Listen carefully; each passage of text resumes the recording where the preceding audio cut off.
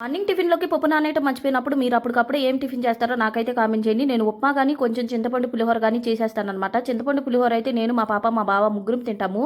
ఇంక ఉప్మా చేసుకున్నామంటే నేను, మా పాపే తినాల్సొచ్చిద్దని ఎక్కువ శాతం చింతపండు పులిహోరే చేస్తాం. మా బావకి ఎందుకో ఉప్మా అంటే అస్సలు నచ్చదు. తినకుండానే ఎళ్ళిపోతాడనమాట. ఇంకా ఆ రోజంతా ఏమి తినకుండా కూడా ఉంటాడు.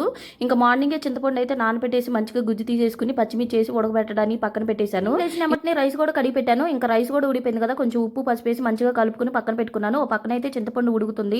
ఇంకొక పక్కనైతే పోపు కోసం అయితే కొంచెం ఆయిల్ వేసుకుని పోపు దినుసులు, కరివేపాకు, కొంచెం ఎండుమిర్చి, కొన్ని పల్లీలు వేసుకుని మంచిగా ఫ్రై చేసేసుకున్నాను. చింతపండు కూడా ఉడిపోయింది కదా! ఇంకా రైస్లో వేసుకుని ఇంకా మంచిగా చేత్తోనే కలుపుకున్నామంటే మంచిగా పడుతుంది కదా! ఇంకా కలిపేసుకున్న తర్వాత ఇంకా పోపు కూడా వేసుకుని ఇంకా కలుపుకుని మా పాపకైతే లంచ్కి అయితే కట్టేశాను. ఇంకా మా పాపను లేచి రెడీ చేసేసి ఇంకా తనకు కూడా టిఫిన్ పెట్టేశాను. ఇంకా మా బావకు కూడా టిఫిన్ పెట్టిన తర్వాత నేను కూడా తినేసి ఇంకా తనైతే స్కూల్ కాడ దించేసి రావటమే. పులిహోర అయితే టేస్ట్ అదిరిపోయింది. మీరు ఎంతమంది పులిహోర ఇష్టమో నాకైతే కామెంట్ చేయండి. మా వీడియోస్ నచ్చినట్టయితే లైక్ చేయండి, షేర్ చేయండి, సబ్స్క్రైబ్ చేసుకోండి.